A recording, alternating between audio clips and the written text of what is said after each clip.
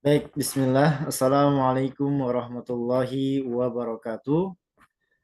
Alhamdulillah rabbil alamin wa bihi nasta'in ala umur dunya waddin wassalatu wassalamu ala asrofil anbiya wal mursalin sayyidina wa maulana Muhammadin Allahumma salli wa sallim wa barik ni amma ba'd.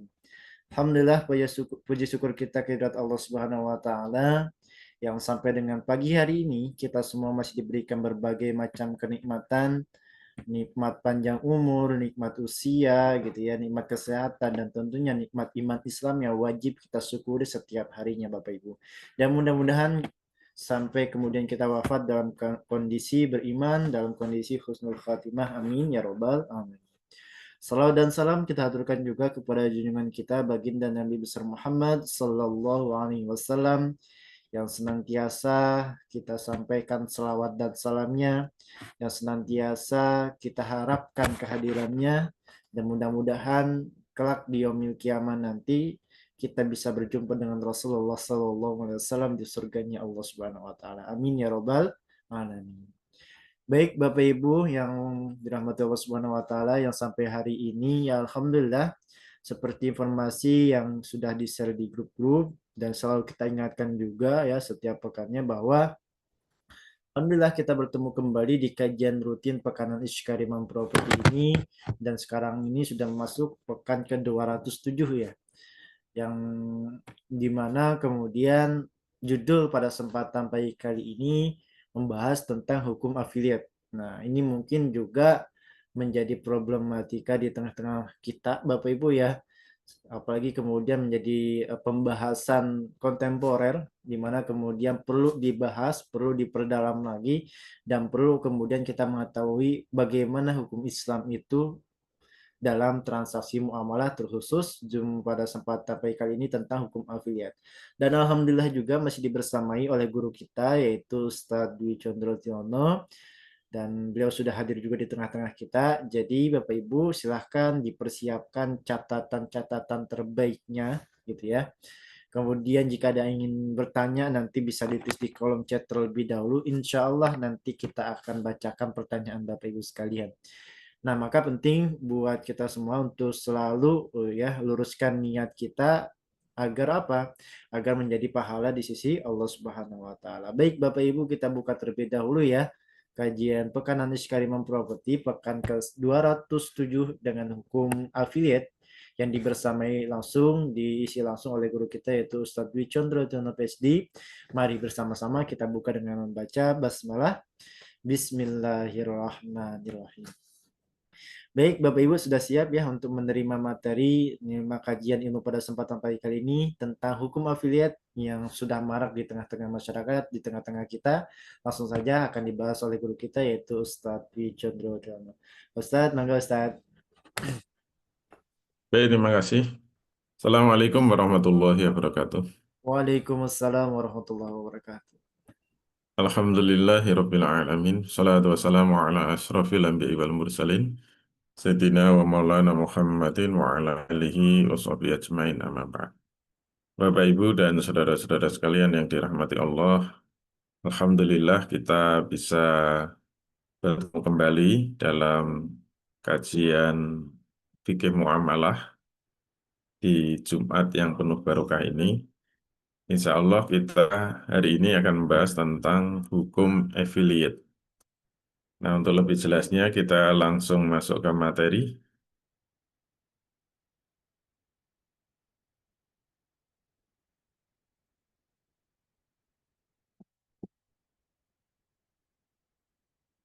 Sebagai pengantar,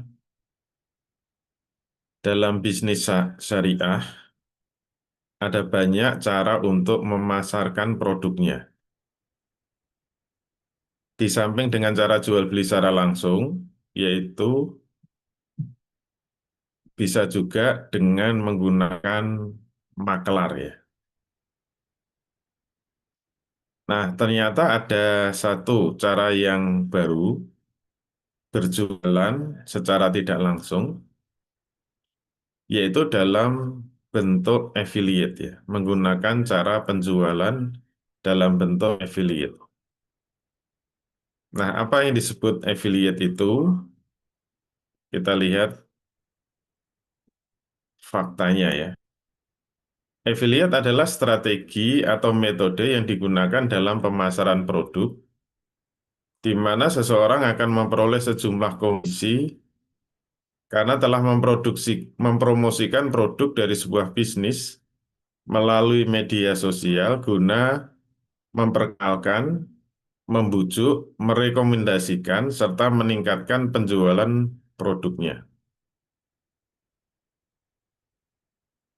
Seorang publisher atau bisa kita sebut dengan afiliator diharuskan membuat konten-konten yang dapat menarik konsumen dengan tujuan untuk mencapai suatu target tertentu. Semakin banyak afiliator yang mencapai target, maka akan semakin banyak pula komisi yang didapatkan. Nah, ada istilah juga yang disebut dengan affiliate marketing ya.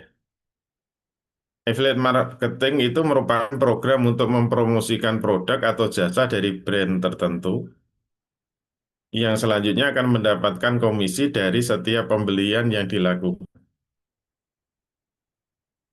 Besarnya komisi yang didapatkan itu bervariasi, bergantung pada prosentase dan harga produk yang dijual. Nah, ini sudah ada bold ya, sudah ada cetak tebal. Besarnya komisi bisa bervariasi bergantung pada prosentase dan harga produk yang dijual. Biasanya komisi berdasarkan penjualan.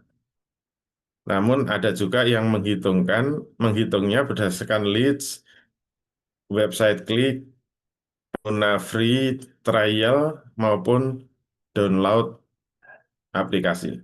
Download aplikasi. Jadi walaupun tidak ada penjualan, tapi semakin banyak leads-nya, semakin banyak mungkin yang nonton atau mungkin yang ngeklik websitenya atau banyak yang mencoba apa free trialnya atau yang mendownload aplikasinya.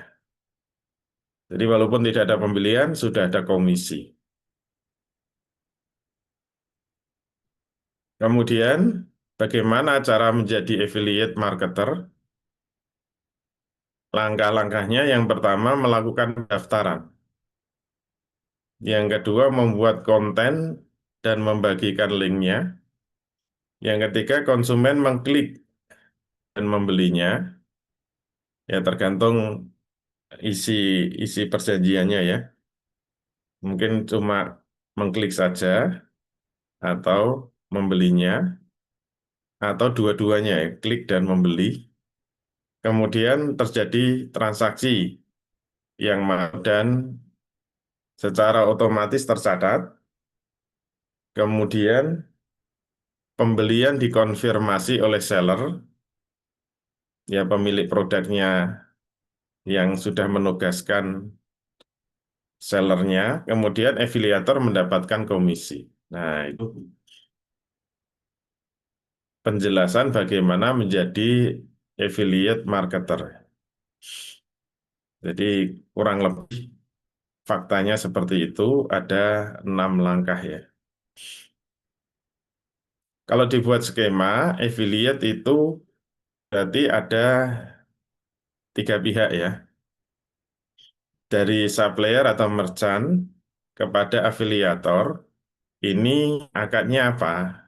Nah, ini yang paling penting. Kalau di AKBS itu yang paling penting nanti adalah menetapkan akad yang paling tepat. Nah, skema affiliate itu nanti masuknya akad apa? Apakah akad ijaroh, akad samsaroh, atau akad jualah? Biasanya tidak lepas dari 3 kemungkinan itu. Kemudian nanti dari afiliator kepada konsumen. Nah, kalau ini jelas akad jual beli ya.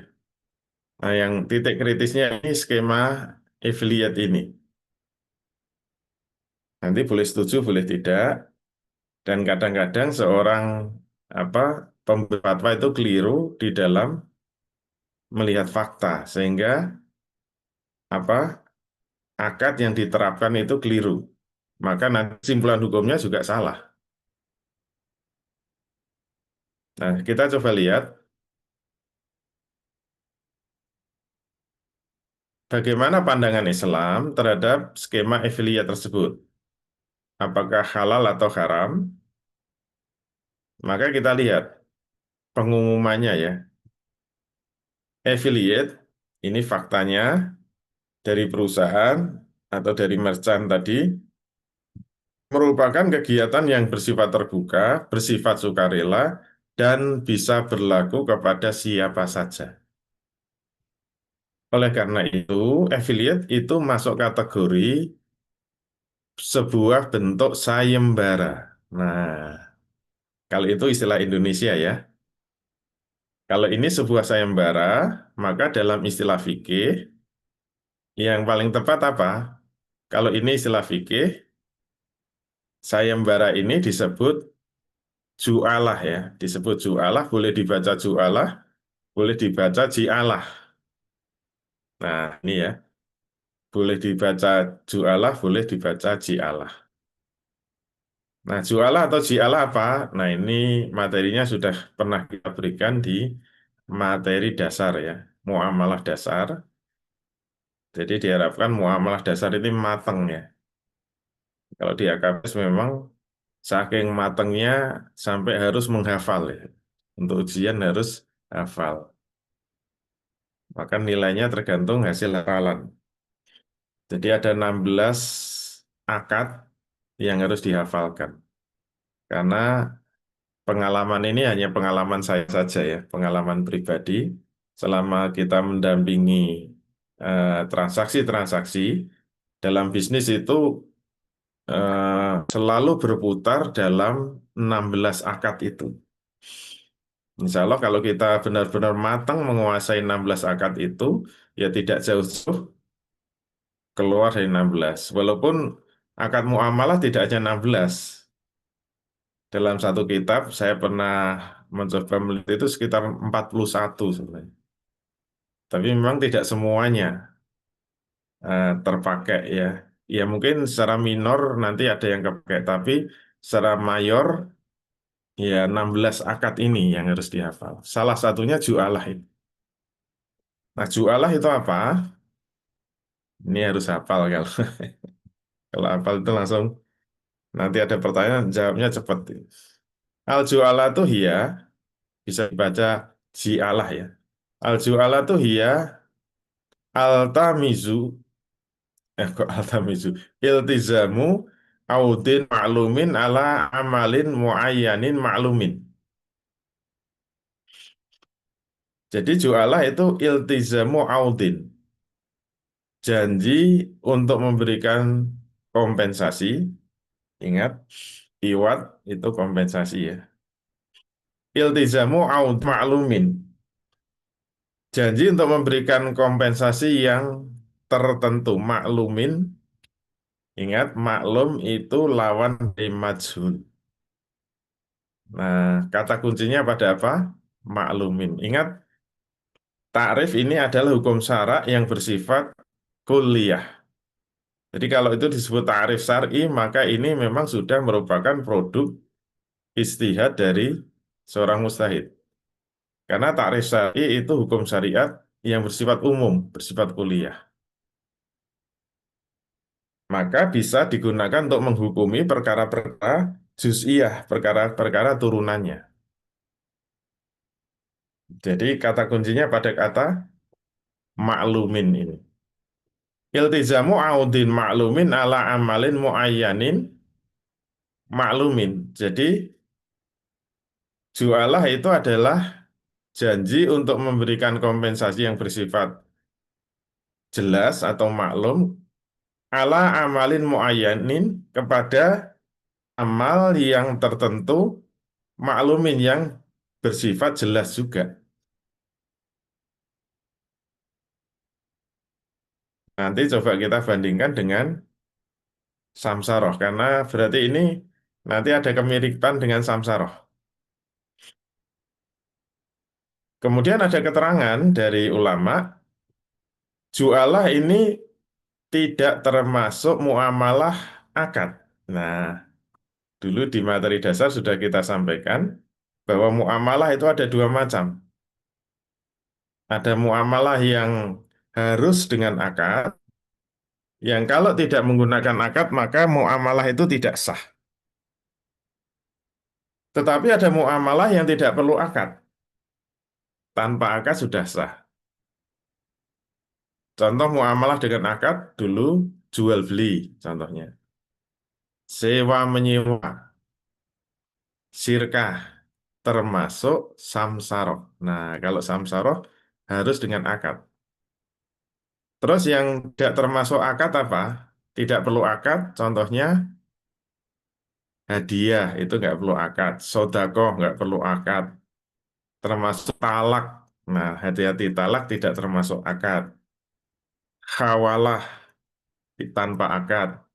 Kemudian duman atau kafalah tidak perlu akad, termasuk jualah. Nah, jualah ini termasuk muamalah tanpa akad sudah sah. Artinya, jualah ini merupakan janji atau wa'ad dari satu pihak saja tanpa terikat dengan persetujuan dari pihak lain. Jadi cukup diumumkan, cukup disayembarakan, cukup diiklankan, tidak harus ada qabul dari pihak yang kedua. Namanya muamalah tanpa akad. Seperti berkorban. Nah, kita mau korban. Korban itu cukup niat kemudian tamlik gitu. Seperti zakat itu. Cukup niat kemudian penyerahan hewan korbannya. Tidak perlu ada qabul penerima daging korban. Kalau nanti dilemparkan ke Papua ya nggak tahu itu nanti yang nerima daging korban siapa. Nggak perlu ada qabul. Pokoknya kalau hewan sudah diserahkan itu sah namanya muamalah tanpa akad. Zakat juga begitu. Nah, jualah itu juga hanya berupa pengumuman. Jadi dalam fikih muamalah jualah ini masuk kategori transaksi non akad. Jadi tinggal diumumkan tanpa harus ada ijab kabul ya, tanpa harus ada ijab kabul. Jadi pengumuman bisa langsung berhadapan dengan khalayak secara offline, termasuk pengumuman juga bisa secara online. Berarti bisa dicantumkan di dalam websitenya misalnya, atau diumumkan melalui sosial medianya, misalnya lewat WhatsApp group misalnya, atau melalui Facebook, atau melalui Instagram, atau melalui TikTok. Nah, itu pengumuman secara terbuka. Yang berminat tidak perlu mengkobul ya, tidak perlu mengkobul. Dan antara pemberi pengumuman dan yang menerima pengumuman juga tidak harus satu majelis akad. Sebagaimana ijab kabul. Kalau dalam ijab kabul kan harus ijab dan kabul harus satu majelis akad. Nah, ini hal-hal yang perlu kita pahami secara mendalam di dalam persoalan muamalah. Nah, bagaimana hukumnya jualah? Menurut para ulama, jualah hukumnya boleh atau mubah, jais ya. Nah, adanya jualah ini bermula dari firman Allah ya. Praktek jualah dulu pernah di zaman Nabi Yusuf. Di zaman Nabi Yusuf.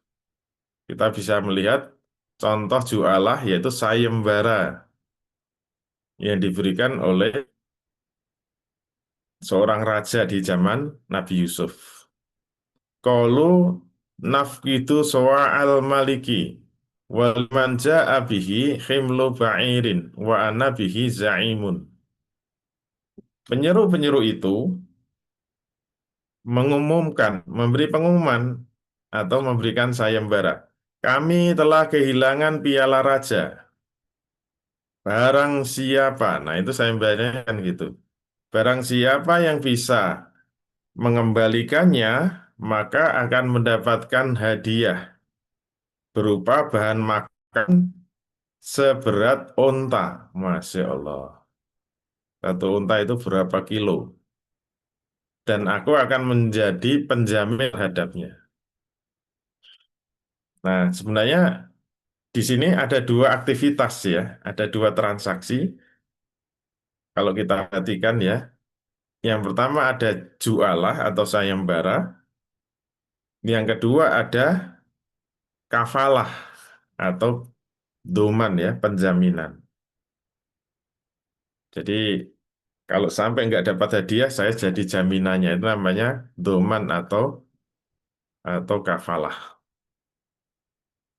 Tapi yang menjadi dalil itu adalah takrir Rasul terhadap jualah yang dilakukan, jualah yang diterima oleh para sahabat. Jadi dalil yang dipakai ulama itu adalah takrir Rasul ya. Karena kisah-kisah Nabi dalam Quran itu tidak bisa menjadi sumber hukum, tidak bisa menjadi dalil syariat. Dulu pernah kita jelaskan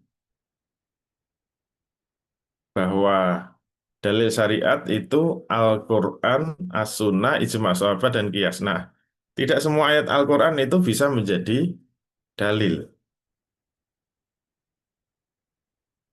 Contohnya adalah kisah-kisah hukum yang dilakukan Nabi sebelum Muhammad Shallallahu Alaihi Wasallam. Karena ada apa? Ada kaul ulama yaitu sar'um qoblana laisa sar'an lana. Syariat sebelum kita itu bukan syariat kita. Nah, kenapa ini pakai Quran? Nah, ini contoh praktek jualah yang dilakukan Nabi Yusuf. Nah, yang menjadi dasar hukumnya adalah hadis Nabi, yaitu takrir Rasul. Diamnya Rasul terhadap yang dilakukan oleh sahabat. Nah, takrir itu bisa muncul karena Rasul melihat langsung kemudian diam, itu nanya Rasul setuju, dan ini bisa menjadi dalil syariat. Atau Rasul nggak melihat langsung, sahabat menceritakan, kemudian Rasul diam, itu maknanya Rasul setuju. Jadi takrir Rasul ada dua macam ya. Bisa Rasul melihat langsung perbuatan sahabat di hadapan Rasul, atau perbuatan sahabat diceritakan kepada Rasul, reaksi Rasul ternyata diam. Itu namanya Rasul setuju. Itu disebut takrir Rasul. Nah, yang jadi dalil untuk jualah ini adalah para sahabat ketika dakwah mendatangi suatu kaum, ternyata kepala sukunya itu sedang sakit. Nah, dukun-dukun nggak bisa menyembuhkan. Kemudian ada sayembara. Barang siapa yang bisa menyembuhkan kepala suku kami, maka akan mendapatkan sejumlah kambing tertentu ya. Jadi kambingnya banyak. Nah, kemudian sahabat memberanikan diri untuk mengobati dengan ruqyah ya. Jadi minta segelas air putih, kemudian dibacakan surat Al-Fatihah 3 kali, ditiupkan ya, dibacakan, ditiupkan ke airnya, kalau nggak salah sampai 3 kali, kemudian suruh meminum kepala sukunya. Ternyata setelah diminum sembuh. Ini namanya ruqyah ya. Kemudian diberikan hadiah kambing yang banyak, terus apa yang dilakukan sahabat ini diceritakan kepada Rasul. Jadi setelah ketemu Rasul cerita. Ternyata Rasul diam saja, tidak mengiyakan, tidak mengatakan ya kamu benar atau tidak menyalahkan. Diam saja, cuma menyuruh sembelih saja itu kambingnya untuk tasyakuran lah kira-kira begitu. Nah, dari peristiwa ini sebenarnya ulama itu mengambil beberapa hukum ya. Jadi tidak hanya hukum sayembara. Jadi dari hadis ini ulama menyimpulkan berarti sayembara itu dibolehkan. Nah, ini yang menjadi dalil boleh jualah. Sayembara itu boleh dari takrir Rasul. Hukum yang kedua itu apa? Hukum ruqyah tadi. Ternyata ruqyah itu dibolehkan, yaitu mengobati dengan bacaan-bacaan Al-Quran. Itu ternyata dibolehkan. Ya tidak harus Al-Fatihah ya. Mungkin dengan surat Yasin gitu. Atau bagian-bagian surat Al-Baqarah. Biasanya kalau ruqyah itu Al-Baqarah ya, permulaan Al-Baqarah Alif Lam Mim, kemudian nanti ada ayat kursi, kemudian ada akhir dari ayat eh akhir dari surat Al-Baqarah ya, ayat yang terakhir. Lillahi ma fis samawati wal ardi. Nah, biasanya begitu. Nah, itu berarti mengobati dengan ruqyah itu hukumnya boleh. Nah, kemudian ulama merumuskan rukun ju'alah. Ada 4 ya, dulu sudah pernah kita jelaskan. Yang pertama ada lafadz sayembara. Setiap rukun tentu ada syaratnya ya. Syaratnya harus jelas lafadznya, karena tadi apa? Ala amalin muayyanin maklumin. Ada kata maklum tadi, berarti pengumumannya harus jelas, yaitu mengandung izin bagi yang mau melakukan itu atau yang mau bekerja, itu harus jelas. Dia harus melakukan pekerjaan apa. Ini pengumumannya jelas. Dan nah ini salah satu ciri yang membedakan dengan samsaroh, yaitu apa? Pekerjaannya tidak dibatasi oleh waktu. Ini yang membedakan dengan samsaroh. Kalau samsaroh itu harus ada batas waktu yang jelas, walaupun waktu itu memang bisa diganti dengan kadar kerja, seperti ijarah. Yang kedua, contohnya dulu. Contohnya, barang siapa yang bisa menjualkan buku saya akan saya beri upah 10.000 setiap penjualan buku. Nah, ini bisa saya untuk menjualkan buku. Bisa juga tadi mencarikan barang yang hilang. Kalau tadi mencari mahkota raja yang hilang. Bisa juga barang siapa yang bisa menemukan kambing saya akan mendapatkan hadiah 100.000 rupiah. Nah, ini kan jelas ya pengumumannya. Nomor dua, orang yang menjanjikan upah atau yang mengeluarkan sayembara, pihak yang mengeluarkan sayembara. Syaratnya apa? Orang atau pihak yang melakukan sayembara harus maklum, harus jelas. Karena nanti tempat meminta kompensasi tadi, iwat tadi. Kemudian ada satu catatan, orang yang sudah mengeluarkan sayembaranya tidak boleh membatalkan sayembaranya ketika orang-orang sudah mengerjakan pekerjaannya itu. Jadi nggak boleh mencabut sayembaranya, karena sudah membuat orang itu bekerja. Jadi sudah terlanjur diumumkan, sudah banyak yang berusaha menjualkan, tahu-tahu ada pengumuman susulan. Eh, kompensasi sebesar 10.000 per buku tidak jadi. Padahal sudah berusaha mencari pembeli. Nah, itu tidak boleh ya.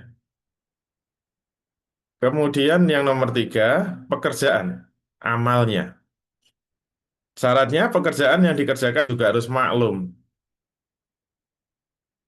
Misalnya menjualkan buku tertentu atau mencari barang tertentu yang hilang atau mencari orang yang tersesat. Itu pekerjaannya ya. Tadi ada pengumumannya, redaksi pengumumannya. Nah, sekarang pekerjaannya harus jelas, harus maklum. Nomor empat, upahnya, iwatnya tadi Nah, ini yang paling penting ternyata, upahnya juga harus maklum. Contohnya, uang dengan nilai nominal tertentu atau dalam bentuk barang tertentu. Tadi barang tertentu kalau dalam Quran apa? Mendapatkan gandum seberat onta.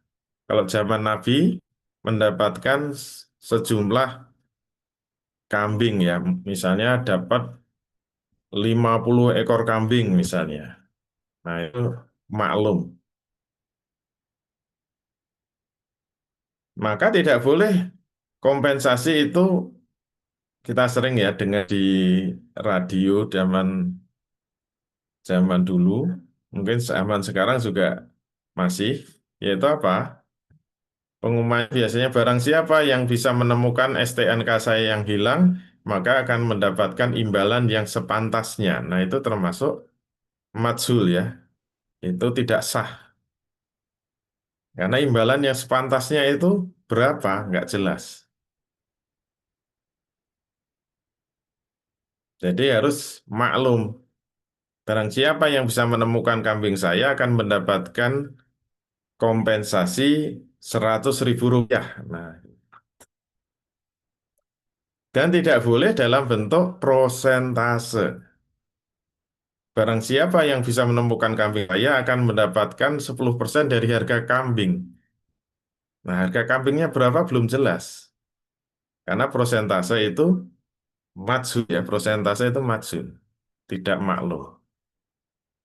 Kemudian satu catatan tidak disyaratkan orang yang mengeluarkan sayembara atau yang mengikutinya itu harus hadir di dalam majelis pengumuman tadi ya, atau majelis akad. Karena jualah itu tidak termasuk akad ya. Jadi hanya sepihak saja, ikrar sepihak. Nah itu mengulang ya materi jualah.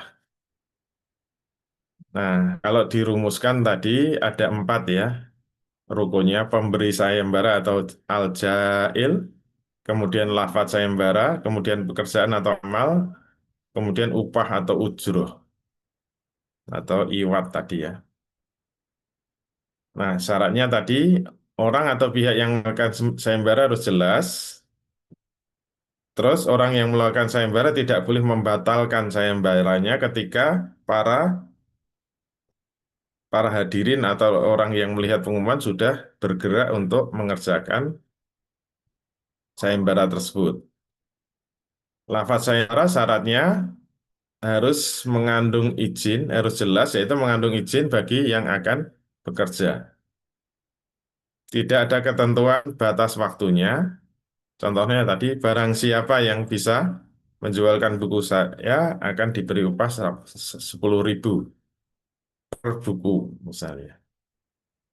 Pekerjaan atau amal syaratnya dikerjakan dengan jelas atau maklum, bisa mencari barang yang hilang, bisa menjual buku. Nah, ujrohnya syaratnya harus maklum, yaitu dengan nominal tertentu, bukan prosentase. Nah, catatan tidak perlu ada ijab kabul. Sehingga kalau dibuat skemanya, maka affiliate itu,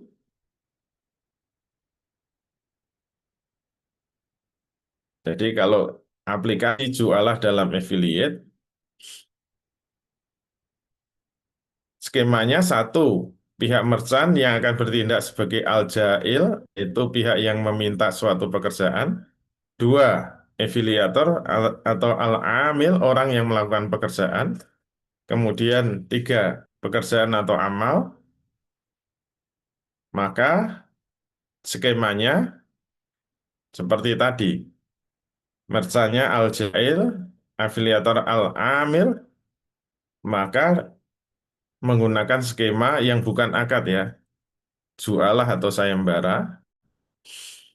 Kemudian dalam pengumuman itu pekerjaannya jelas.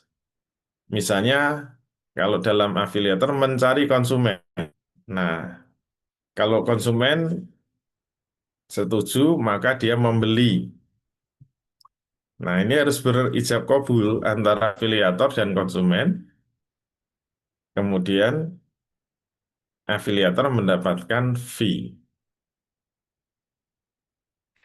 Jadi mekanismenya penjual mengumumkan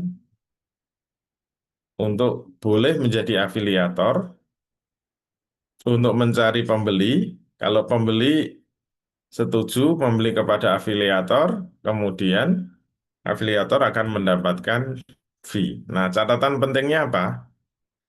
Penjual akan memberikan fee tertentu kepada afiliator yang didasarkan pada prosentase penjualannya.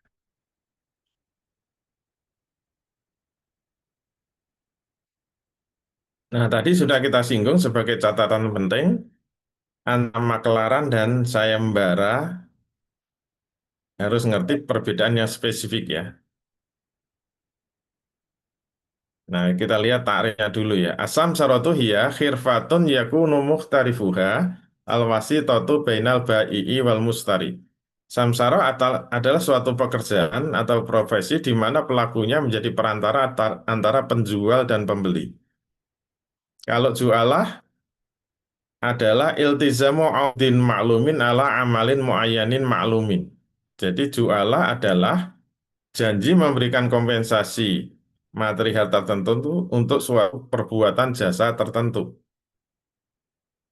Sehingga kalau dibuat spesifikasinya, makelaran ciri-cirinya satu, harus ada akad antara kedua belah pihak. Dua, harus ada batas waktu yang jelas. Tiga, upah boleh prosentase, boleh nominal yang pasti. Empat, hanya untuk jual beli saja dan tidak boleh untuk jasa. Kalau jualah, tidak perlu akad antara dua belah pihak, cukup pengumuman sayembara. Dua, dalam jualah tidak ada batas waktunya. Tiga, upah tidak boleh prosentase, harus nominal yang pasti. Empat, jualah boleh untuk jual beli, boleh untuk jasa. Jasa mencarikan kambing hilang misalnya. Jasa mencarikan proyek. Nah, kesimpulannya, satu, penjual akan mendapatkan fee tertentu dalam bentuk prosentase dari barang yang terjual, maka fee yang berdasarkan pada prosentase hukumnya haram untuk jualah ya. Maka fee dari affiliate itu harus dalam bentuk nominal yang pasti. Alhamdulillah. Sekian. Assalamualaikum warahmatullahi wabarakatuh. Waalaikumsalam warahmatullahi wabarakatuh. Alhamdulillah, jazakallah khair Ustadz atas materi yang luar biasa tentang hukum affiliate ya. Bahwa ya tadi kalau ternyata kalau memang affiliate pakai samsara itu tidak dibenarkan dalam Islam itu. Pakai sistem jualah. Nah, apalagi yang kemudian di tengah-tengah kita ya banyak sekali sekarang e-commerce online ya, yang entah itu platform yang warna kuning, warna hijau, bahkan di TikTok sendiri juga kan ada affiliate ya. Atau mungkin Bapak Ibu juga sebagai salah satu afiliator nih di e-commerce teman-teman yang lain. Nah, seperti apa sih yang dijalankan e-commerce ataupun sistem affiliate yang Bapak Ibu saat ini jalankan dan kemudian komisi apakah pakai komisi persentase atau kemudian nominal yang tadi sudah dijelaskan tentang jualannya, silahkan ditanyakan di kolom chat juga boleh ya Bapak Ibu sekalian. Baik, sambil menunggu teman-teman rekan-rekan yang lain yang mungkin sedang merangkai kata-kata atau pertanyaannya. Soalnya kemarin juga sempat banyak yang juga yang tanya tentang affiliate ya, affiliate. Nah, kemudian tadi juga sudah dibahas tentang dua akad ya, samsara dan ju'alah yang mungkin juga sudah kemudian Bapak Ibu juga kita pelajari bersama dalam akad samsara, dalam akad ju'alah gitu ya. Nah, izin bertanya Ustaz terkait akad ju'alah. Baiknya bukan, mohon maaf, bukan akad ju'alah, afiliator ya. Sejauh ini kan afiliator adanya di e-commerce Ustaz. Apakah kemudian memungkinkan kalau afiliator tersebut juga diterapkan di properti Ustaz? Ya, jadi skema afiliator, kalau yang dimaksud itu sama dengan skema jualah, itu bisa berlaku untuk semua semua bentuk jasa ya. Hmm. Bentuk jasa apa saja, yang penting itu halal, jasa yang halal. Contoh jasa yang halal, yang haram itu apa? Barang siapa yang bisa mendapatkan celeng buruan, nanti akan dapat hadiah 1 juta per celeng. Nah, itu contoh affiliate yang haram ya. Jadi itu bisa untuk semua jasa. Tidak harus jual beli. Bisa Hmm. mencari barang yang hilang tadi ya. Hmm. Kalau di dalam cerita-cerita zaman dulu itu biasanya menyembuhkan sakit ya. Barang siapa yang bisa menyembuhkan penyakit anak seorang raja, kalau laki-laki diambil menantu, kalau perempuan dijadikan adik angkatnya misalnya. Nah, itu contoh apa? Zualah ya. Tapi Hmm. jual yang tidak maklum kompensasinya. Jadi harus kompensasinya harus maklum. Harus maklum. Mendapatkan emas seberat 1 kilogram. Nah itu baru maklum. Tidak boleh menikah itu sesuatu yang tidak tidak maklum. Karena bisa saja dia itu nggak bisa menikah, mungkin sudah tua atau tidak saling mencintai. Nikah itu kan harus saling mencintai. Nggak boleh itu karena nikah itu sebuah akad ya, tidak bisa untuk kompensasi. Termasuk jual beli dulu bonusnya itu akan siap menjadi istrinya itu juga tidak boleh. Jadi berarti jangan begitu ya kalau jual. Itu ya. Baik, baik, Ustaz. Kalau sedikit pertanyaan lagi perkembangannya, kalau jualannya contohnya seperti ini, Ustaz. Saya mencontohkan ini adalah handphone saya.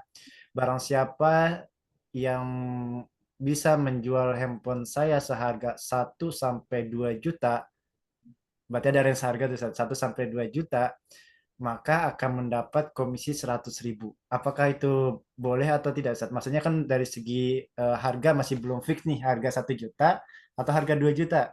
Tapi kita pakai range dari harga sekian sampai harga sekian, tetap dapat komisi 100.000. Apakah boleh, Ustaz, kalau kayak gitu? Iya, kalau harga itu kan tidak penting ya. Oh. Yang penting kalau dalam jualan itu adalah kompensasinya harus pasti. Hmm. Jadi apa? Kalau di range boleh, dengan harga yang pasti juga boleh. Itu nggak penting ya. Oh, iya, iya, iya. Ini siapa yang bisa menjual dengan harga 2 juta mendapatkan kompensasi 100.000. Boleh juga range 1 juta sampai 2 juta nanti dapat kompensasi 100.000. Nah itu boleh saja. Hmm. Yang penting apa? Kompensasinya harus pasti. Jangan persentase, nanti 10% dari hasil penjualan.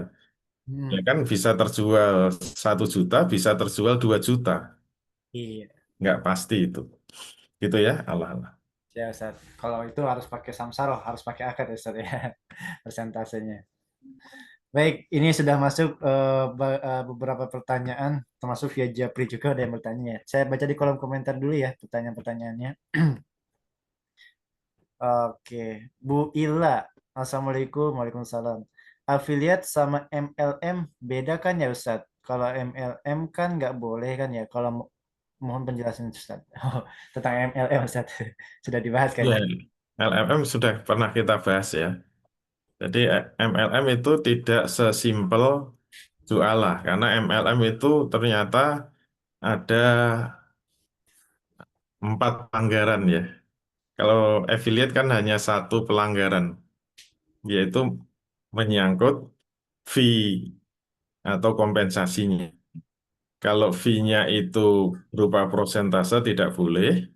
Kalau fee-nya itu nominal yang pasti boleh. Cuma gitu aja. Tapi kalau MLM kan ada multi akadnya, ada samsaroh ala samsarohnya, ada ghaben fakhisinya, ada bonus yang harus diakati terkait dengan penjualan. Nah, kalau MLM lebih kompleks ya. Dan itu sudah kita bahas.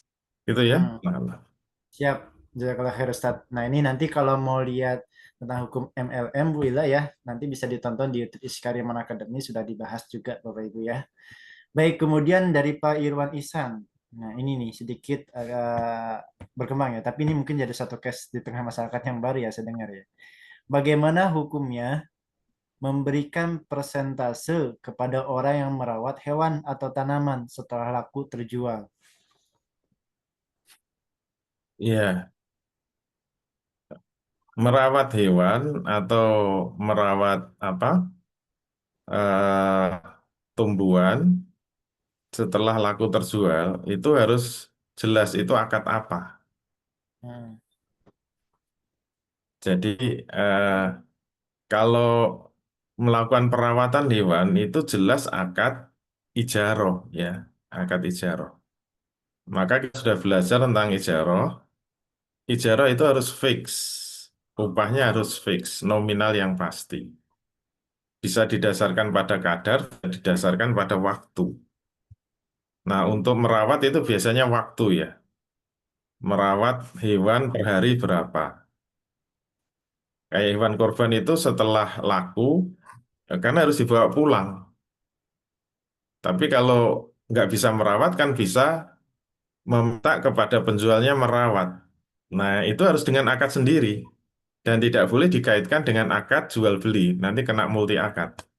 Jadi harus bersifat opsional. Nah, eh, kalau memang mau diakadkan akad tijaroh atau bisnis, ya harus jelas. Perawat kambing itu per hari berapa. Saya belinya itu 3 minggu sebelum Idul Adha, berarti per hari berapa? Kalikan 3 minggu. Atau langsung 3 minggu berapa? Misalnya 100.000 ya silakan saja. Atau 300.000 silakan saja. Tidak boleh biaya perawatan itu prosentase dari harga kambing. Tapi kalau harga kambingnya sudah jelas, prosentase itu menjadi pasti ya. Misalnya kambingnya 3 juta, 10%-nya. Nah, itu boleh. Kalau prosentase dari harga yang pasti itu kan maklum juga. Berarti masuknya 300.000 gitu aja kok muter-muter. Nah, itu boleh kalau prosentase dari harga yang pasti. Misalnya 10% dari harga buku itu boleh, karena harga bukunya kan sudah jelas. Kalau harga bukunya 100.000, 10% masuknya 10.000. Nah, itu boleh. Dulu sudah pernah kita jelaskan. Jadi intinya kalau itu perawatan itu berarti ijaroh, ijaroh harus maklum ya. Kalau prosentase dari harga, ya asal harganya sudah fix. Sudah terjual kan fix ya. Belum tawar-menawar. Gitu ya, Allah Allah. Siap Ustaz, jazakallah khair. Selanjutnya ini ada pertanyaan dari tim GSP kali ya ini maksudnya ya. Tentang hukum CGC di properti Ustaz. Jadi misalkan nih ada konsumen sudah beli unit gitu ya di properti, satu unit properti, terus kemudian ditawarkan sama salesnya kalau Bapak mengajak teman lagi untuk membeli unit di sini, Bapak dapat komisi 1% misalkan Ustaz. Apakah boleh Ustaz? Bentuknya persentase bukan nominal. Iya, kalau jual beli itu meminta untuk mencarikan pembeli lagi, konsumen get to konsumen, itu hukumnya boleh dengan persentase, karena itu akad makelaran ya. Hmm, Mencari pembeli itu berarti samsaroh. ya. Nah, tadi sudah kita jelaskan samsaroh itu harus dengan akad, jadi CGC itu harus berakad. Kemudian eh, dalam samsaroh itu harus jual beli, kemudian boleh prosentase, boleh nominal yang pasti. Jadi pokoknya nanti komisinya 2,5% dari produk yang terjual itu boleh. Hmm, Walaupun nanti kan harga bisa masih tawar-menawar kan, tapi persentase boleh karena apa? Karena itu adalah makelaran atau samsaroh. Jadi samsaroh boleh persentase. Yang tidak boleh apa? Yang tidak boleh itu jualah ya. Hmm. Dan ijarah. Itu tidak boleh. Gitu ya. Baik, Ustaz. Berarti boleh pakai persentase walaupun tadi bentuk akadnya apakah kemudian cukup by lisan terus kemudian harus orang tersebut setuju atau bagaimana, Ustaz? Apa Lisan boleh. Jadi asal dulu dalam materi akad kan, hukum asal akad muamalah itu kan lisan sebenarnya. hmm, Cuma untuk akad kan ada dua macam, ada yang fauriyah, ada yang mustamirah ya. Fauriyah itu yang kontan, kalau mustamir itu yang akad yang berkelanjutan. hmm, Contoh yang kontan jual beli kontan. Kalau sewa menyewa itu mustamir karena memerlukan waktu. Saya menyewa rumah selama 1 tahun. Nah, ulama menyimpulkan kalau akad kontan itu yang penting lesan, nggak ditulis nggak apa-apa. Tapi kalau mustamir itu hukum asalnya sunnah ditulis, tapi bisa menjadi wajib kalau diduga kuat menimbulkan perselisihan. Ditulis itu menjadi wajib. Nah, untuk apa? Maklaran ini karena memerlukan waktu, itu disunahkan ditulis. Hukum asalnya menulis itu sunnah ya. Ya ayyuhalladzina amanu idza tadayantum bidainin ila ajali musamma faktubuhu. Orang-orang yang beriman, kalau kamu bermuamalah secara tidak tunai dengan tempo tertentu, dalam jangka waktu tertentu, faktubuhu, maka tulislah, tulislah. Nah, ulama menyimpulkan perintah faktubuhu itu tidak jazm ya, tidak jazm. Hanya perintah yang mandub ya, yang disunahkan. hmm, Tetapi kalau diduga itu nanti konflik ya, dulu katanya 5%, enggak 2% kok. Nah itu mesti ini sudah terlanjur saya jual susah payah ternyata cuma 2%. Saya kira 3% misalnya. Itu gara-gara apa? Tidak ditulis. Ya bisa berantem nanti. Nah hal-hal yang bisa membuat terjadinya konflik itu jatuhnya menjadi wajib ditulis. Gitu ya. siap, Tapi Ustaz. bukan berarti kalau nggak ditulis nggak sah, tergantung fakta di lapangan. Itu ya kira-kira Allah. Baik, Ustaz. Jazakallah khair. Baik, alhamdulillah ya. Sudah terjawab ya teman-teman dari GSP ya. Dan mungkin juga menjadi pertanyaan juga bagi teman-teman yang lain gitu. Nah, ini mungkin kita lanjut lagi pertanyaan di kolom chat dari Pak Dario. Assalamualaikum Waalaikumsalam. Izin bertanya Ustadz, jika yang kita jual berbentuk produk digital, misalnya seperti e-book atau website, itu bagaimana kategori jasa atau maklar? Terima kasih pencerahannya. Iya, kita sudah belajar tentang jual beli. Nah, jual beli itu salah satu syaratnya itu apa? Kita lihat eh, definisi jual beli ya. Jual beli itu kan mubadalatu malin bimalin ala sabili tamliki antarodin. Jadi kalau kita pegang tarif itu enak ya. Jual beli itu pertukaran harta dengan harta untuk tujuannya itu mempermilikan, tamlik itu mempermilikan atas dasar saling ridho. Jadi yang disebut jual beli itu harus berupa mal ya. Nah, mal itu ternyata bisa tangible, bisa intangible. Itu kalau penjelasan ulama ya. Nah, yang penting itu apa? Bisa dipindahkan miliknya gitu loh. Hmm, Nah, pertanyaannya ibu, website itu bisa dipindahkan kepemilikannya enggak?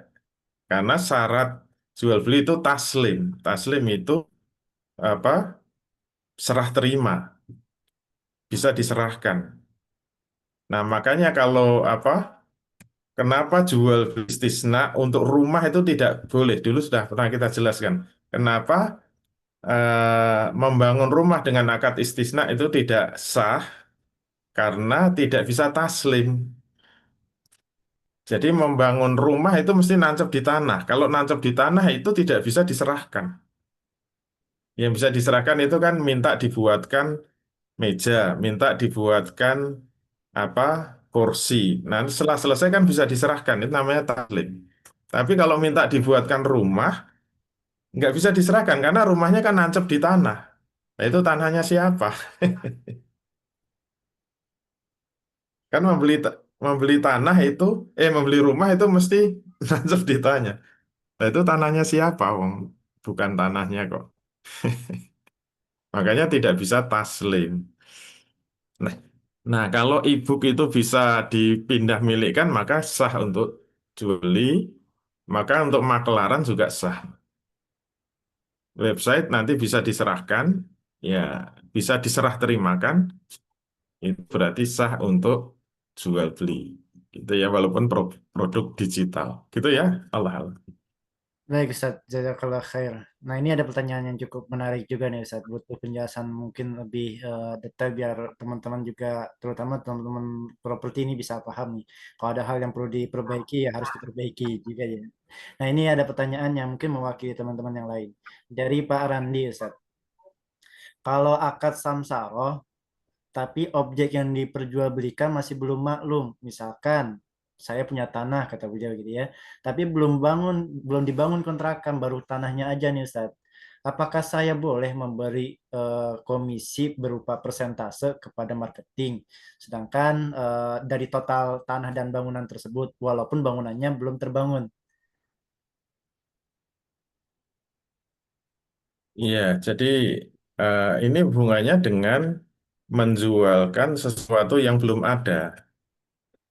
Kita tidak membahas dari dari besarnya fee ya, tapi menjadi makelar dari akad yang haram itu hukumnya haram. Karena ada kaidah al-wasilatu ilal harami haramun. Jadi kalau apa? Kalau kita menjual rumah tapi wujud rumahnya belum ada, kalau kemudian kita makelari ya, memakelari sesuatu yang itu tidak sah dalam jual belinya, maka menjadi makelarnya juga haram hukumnya. Kecuali kalau apa? Kalau akadnya itu nanti benar ya, akad jual belinya benar.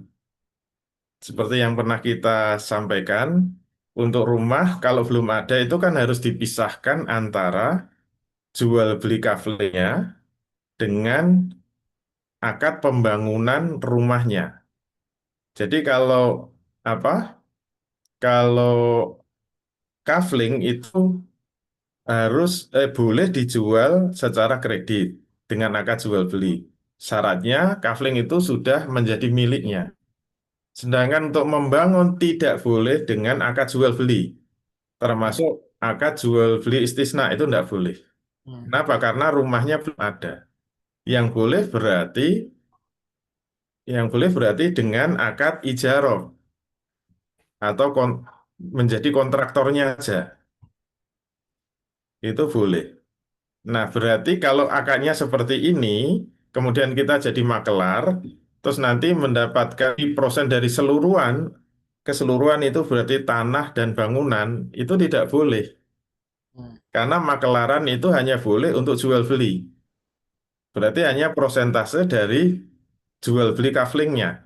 hmm, Kalau nanti diikutkan pembangunannya, padahal itu adalah ijaroh, nah kita memakelari ijaroh dengan prosentase itu tidak boleh. hmm, Ingat, samsaroh itu tidak boleh untuk jual beli. Samsaroh hanya boleh untuk, eh, tadi samsaroh itu hanya untuk jual beli, tidak boleh untuk jasa. hmm, Jadi kalau digabung antara kafling dan rumah kosnya, padahal rumah kosnya nggak ada, itu prosentase dari semuanya itu majhul itu jatuhnya haram ya, nggak boleh ya. Kalau hmm, kalau kaflingnya saja boleh. hmm, Jadi karena tidak memakelari jasa. Padahal hmm, membangun itu harus dengan akad jasa, tidak boleh dengan jual beli istisna. Itu sudah sering kita bahas ya. Mohon ini hati-hati karena khusus untuk rumah tidak boleh jual beli, baik jual beli salam maupun jual beli istisna. Ini tidak boleh, khusus rumah. Kalau rumahnya belum ada, kecuali kalau sudah ada, Adanya minimal berapa? 51%. Sudah jadi 51% sudah boleh dijual secara kredit. Mm-mm. Kalau belum, itu masih haram ya jatuhnya karena kena hadis la tapi ma laisa indak. Janganlah kamu menjual barang yang belum kamu miliki atau belum ada di sisimu. Ma Mm-mm. laisa indak. Jadi eh, semua bentuk pesan itu masalahnya nggak boleh. Karena Nabi mengatakan man aslafa, barang siapa mau memesan suatu barang, fala yuslif. Semua pemesanan orang tidak boleh. Illa fi kailin maklumin wa waznin maklumin. Kecuali hanya untuk barang yang bisa ditakar dengan jelas dan ditimbang dengan jelas. Berarti hukum asal di menjual barang pesanan itu tidak boleh. Semua pemesanan itu tidak boleh. Kecuali hanya untuk barang misliat. Makanya rumah tidak bisa salam. Terus bagaimana dengan istisna? Ternyata khusus rumah itu tidak bisa diistisnakan. Karena istisna itu hanya untuk produk manufaktur ya. Dari kata sinah itu tahwil saya ilah saya ilakhor ya. Merubah satu barang menjadi barang lain. Misalnya merubah kayu menjadi meja, namanya manufaktur. Itu boleh dan itu bisa dengan akad jual beli istisna. Nah, berarti istisna harus mengikuti aturan jual beli. Salah satunya taklim, bisa diserahkan. Kalau rumah tidak bisa diserahkan karena nancap di tanah dan itu bukan tanahnya sendiri. Kalau dibalik, lah itu kalau sudah tanah saya membangunkan boleh nggak? Membangunkan itu jasa, bukan jual beli. Wong sudah tanahnya sendiri. Masa tanahnya sendiri kok jual beli rumah di tanahnya sendiri? Itu confuse ya berarti bingung sendiri. Jadi kalau tanahnya sendiri kita membangunkan gitu. Mm-mm. Berarti, saat izin lanjutkan pertanyaan, berarti ini kan untuk jual beli tanah itu kan boleh pakai persentase ya Ustaz ya, boleh boleh pakai samsaroh bahasanya. Terus kemudian kalau untuk pembangunan rumah itu kan harus pakai jasa ya Ustaz ya.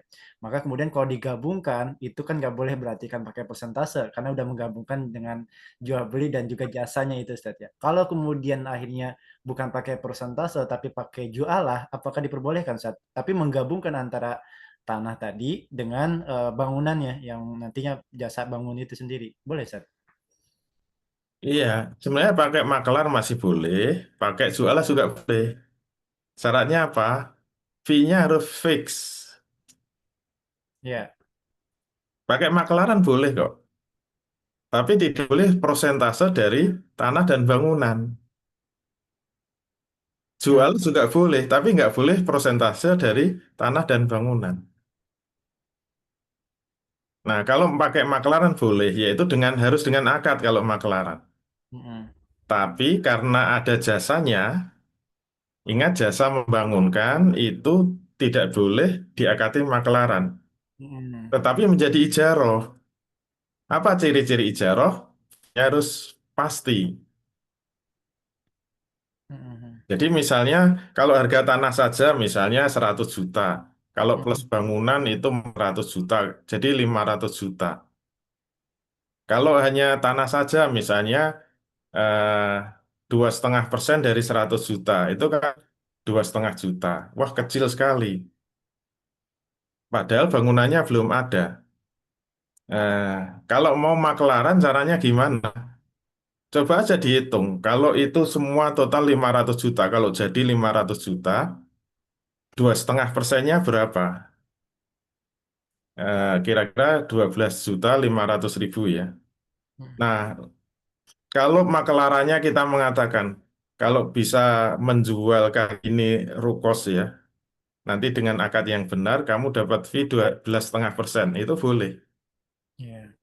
Tinggal dinominalkan yang berarti aja.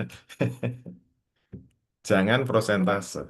Dengan Oh, jualan juga boleh asal 12,5 juta iya. fee-nya nanti. Itu boleh. Bedanya apa? Kalau jualah tanpa akad, Mm. kalau samsaro harus dengan akad. Gitu ya. Allah Allah. Baik, jazakallah khair Ustadz atas penjelasan yang luar biasa. Dan ini mungkin nanti akan sedikit nih teman-teman marketing freelance ya, mungkin sedikit revisi lagi kami perdalam lagi bahwa untuk proyek kafling tetap kita pakai akad samsara Ustadz. Sejauh ini memang kita jualan kafling pakai akad samsara, tapi untuk bentuknya kayak rukos dan sebagainya nanti mungkin kita akan perbaiki dan perdalam lagi ya. Kemungkinan kita pakai jualah Ustadz, dan itu yang memungkinkan banget gitu ya. Karena memang secara bangunan masih belum gitu ya Ustadz ya. Jadi tidak bisa kemudian menjadi ilmu juga bagi kita akad samsara tersebut digunakan untuk jasa, tapi khusus untuk jual belinya Ustaz ya. Jadi yang memungkinkan paling nanti untuk jualah seperti itu Ustaz ya, kurang lebih ya Ustaz ya. Siap. Iya. Jadi Siap. samsara untuk jasa boleh asal menjadi akad ijarah namanya samsara fil ujroh gitu loh. Boleh. Apa bukti itu sudah menjadi ijarah? Buktinya nominalnya pasti tidak persentase gitu aja. Oh, oke oke. Baik. Contohnya makelaran travel umroh ya, itu kan jasa. Hmm. Itu bisa dengan akad samsaroh, bisa. Hmm. Namanya samsaroh fil ujroh. Berarti itu sebenarnya sudah berpindah dari samsaroh menjadi ijarah. Oh. Tapi nominalnya kan setiap satu jamaah 500.000. Nah itu boleh. Hmm. Itu namanya samsaroh fil ujroh. Sam. Masih bingung ya? Kayaknya harus buka lagi kitab-kitabnya nih. Samsara juga. Siap. Siap Ustaz. Nanti mungkin sedikit agak konsultasi Ustaz juga ya via JAPI dan sebagainya terkait fakta. Iya, Kemudian silakan. nanti kira-kira masukannya seperti apa. Jazakallah khair Ustaz. Kita lanjut ini pertanyaan via Japli ya. Ini mungkin agak sedikit berbeda dengan tentang marketing atau tadi ya. Ini pertanyaannya terkait ijarah nih Ustaz. Assalamualaikum warahmatullahi wabarakatuh Ustaz. Mohon izin bertanya, dalam akad ijarah, jika seseorang dikontrak kerja selama 6 bulan, kemudian baru 3 bulan sudah resign, apakah seseorang tersebut kemudian si pemberi kerja itu boleh meminta ganti rugi atau punishment kepada orang yang resign tersebut karena belum menuntaskan selama 6 bulan? Itu dulu mungkin ada dua pertanyaan Ustaz soalnya. Apakah boleh Ustaz kalau demikian? Iya, dulu udah pernah kita jelaskan dalam materi akad ya. Mm-mm. Eh, akad itu definisinya kan harus tahu ya. Irtibatu ijabin bi qabuli ala wajib masruin yuzharu asaruhu fi makhalihi. Jadi akad itu ikatan ijab kabul yang sesuai dengan hukum syara yang akan menimbulkan akibat hukum terhadap objek akad. Itu akad ya. Maka yang menjadi kata kunci di akad itu apa? Ikatan ijab dan kabul. Maka ulama menjelaskan akad itu tidak boleh dibatalkan sepihak. Nggak boleh. Namanya ikolah ya. Jadi pembatalan itu ada dua macam. Dulu sudah kita jelaskan. Ada ikolah, ada fasah. Fasah itu batal demi hukum. Batal karena ada pelanggaran, mungkin pelanggaran syarat syar'i, ada pelanggaran syarat jali. Tapi kalau tidak ada pelanggaran, dia pengen mundur, itu namanya ikolah. Kenapa mundur? Saya nggak kerasan misalnya. Nah, itu namanya ikolah. Boleh apa enggak? Jawabnya boleh asal pihak yang satunya ridho. Hmm. Kalau nggak ridho nggak bisa. Jadi harus diselesaikan 6 bulan gitu loh. Hmm. Kecuali kalau ridho. Kalau ridho ya sudah sah ya kalau ridho. Hmm. Nah, pertanyaan boleh nggak diberikan sanksi ya, diberikan punishment? Hmm. Boleh asal sudah ada kesepakatan. Karena punishment itu termasuk syarat ja'li. Hmm. Kalau tidak ada, tidak boleh gitu loh. Jadi kalau sebelumnya di dalam draft kontrak ketenaga kerjaannya ada syarat jaklinya, maka yang paling sulit membuat kontrak tenaga kerja itu karena harus tahu mana-mana yang syarat syar'i dan mana-mana syarat jakli. Nah, syarat jakli itu syarat yang hukum asalnya mubah, tapi disepakati dua belah pihak, maka menjadi wajib. Misalnya ada klausul mengatakan kalau pekerja mengundurkan diri sebelum waktu kontraknya habis, maka dia harus mengganti jumlah gaji yang sudah diterima. Hmm. Misalnya gitu, atau setengah gaji yang sudah diterima. Setuju nggak? Kalau setuju itu mengikat. Sehingga nanti kalau baru 3 bulan dia mundur, boleh asal gaji yang diterima selama 3 bulan dikembalikan. Misalnya, kalau dia sudah setuju, dia harus terikat dengan syarat ja'li tersebut. Tapi kalau nggak ada syarat ja'li, dia mundur tiba-tiba, boleh saja asal kamu kembalikan gajinya, itu tidak sah. Tidak sah. Maka pilihannya dia ridho dengan mundur sebelum waktunya atau dia tidak ridho. Kalau nggak ridho harus diselesaikan sampai 6 bulan. Hmm. Kalau ridho ya selesai, sudah putus, nggak ada kompensasi apa-apa. Kenapa? Karena tidak diikat dengan kontrak perjanjian gitu. Gitu ya Allah. Kalau sebaliknya Ustaz, dikontrak selama eh, dikontrak selama 6 bulan. Oh, mohon maaf. Contoh udah dikontrak nih selama 6 bulan, tapi tiba-tiba di PHK sebelum sampai 6 bulan. Apakah kemudian pihak karyawan tersebut boleh meminta kompensasi atau pesangon yang selama dengan akad kontrak, misalkan 3 bulan lagi belum dikerjain nih gitu, ada masa 3 bulan lagi. Apakah karyawan tersebut boleh meminta pesangon, Ustaz? Ya sama, jawabannya sama. Kalau PHK tanpa sebab-sebab pelanggaran syarat syar'i atau syarat ja'li itu namanya ikolah. Hmm. Ikolah itu boleh asalkan kedua belah pihak ridho. Kalau pekerjanya di PHK nggak ridho, ya sampai kiamat nggak bisa dia memecat. PHK nggak bisa. Karena nggak ada pelanggaran apa-apa. Terus kalau misalnya dia ridho, ya nggak apa-apa dipecat asalkan dikasih kompensasi. Misalnya 3 bulan gaji. Iya. Nah pertanyaannya ada nggak perjanjian itu dalam kontrak ketenaga kerjaannya? Karena itu syarat ja'li ya, sama seperti tadi. Kalau nggak ada, nggak bisa menuntut. Alasannya, nah itu ada aturan negara. Sebenarnya undang-undang itu nggak mengikat. Hmm. Kalau dalam pandangan syariat ya. Tapi kalau dalam hukum positif ya bisa dilaporkan itu juragannya, kena sanksi. Tapi kalau dalam akad kontrak belah pihak itu nggak tertuang, sebenarnya secara syar'i tidak bisa menuntut kompensasi kalau di PHK. Hmm. Maka kalau dia nggak mau karena nggak dikasih kompensasi ya jangan ridho gitu loh. Aku nggak mau. Begitu dia mengatakan saya nggak mau dipecat karena nggak ada alasan apa-apa, ikolahnya nggak berlaku. Dia juragannya wajib terus mempekerjakan sampai batas waktu yang disepakati. Nah, gitu. Hmm. Kata kuncinya apa? Ada klausulnya nggak? Maka yang paling sulit kan buat draft akad kontrak ketenaga kerjaan. Jadi pengalaman saya mendampingi muamalah itu memang yang paling paling berat itu membuat akad sirkah ya. Itu nomor satu. Makanya bukunya paling tebal. Nomor dua itu ketenaga kerjaan. Ini Hmm. bukunya baru saya selesaikan. Masih belum selesai-selesai gitu. Karena ya memang eh, nanti klausul itu bisa banyak ya.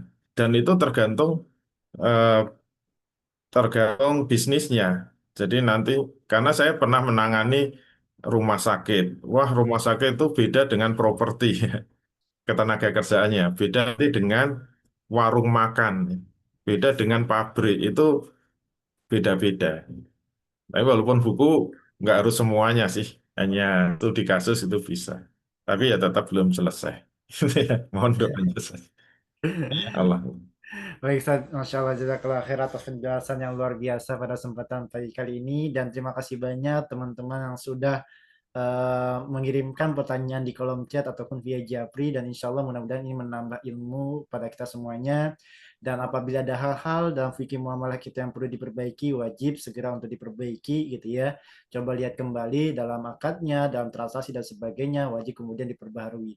Pun demikian jika kami ya, terutama di Skariman Academy nanti teman-teman marketing freelance jika ada perubahan dan sebagainya, semata-mata tentunya untuk mengikuti ketentuan syariat Islam sebagaimana kemudian telah kita pelajari di setiap Jumat pagi gitu ya.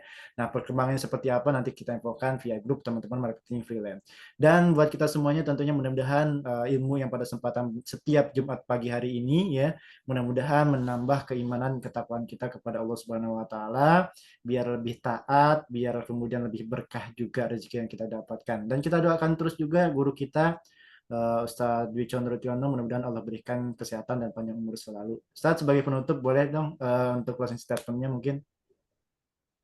Baik, Alhamdulillah, walaupun yang kita bahas affiliate ternyata bisa sangat luas ya. Nggak apa-apa, yang penting bermanfaat. Semoga bisnis kita semakin barokah di Amin. Ya dunia wal akhirah. Terima kasih. Walafu minkum. Billahi taufiq wal hidayah. Assalamualaikum warahmatullahi wabarakatuh. Waalaikumsalam warahmatullahi wabarakatuh. Alhamdulillah Bapak Ibu kajian Jumat pagi pada kesempatan hari kali ini sudah selesai. Kita ketemu kembali insya Allah di pekan yang akan datang. Terima kasih Ustadz Gun Gunawan, Kariman Property yang telah memberikan fasilitas buat kita semuanya. Terima kasih Ustadz Dwi Chandra yang telah memberikan ilmu kepada kita semua dan guru-guru kita. Terima kasih kehadiran Bapak Ibu sekalian. Mari kita tutup kajian pekanan Kariman Property ini dengan bersama-sama membaca hamdalah dan doa penutup majelis.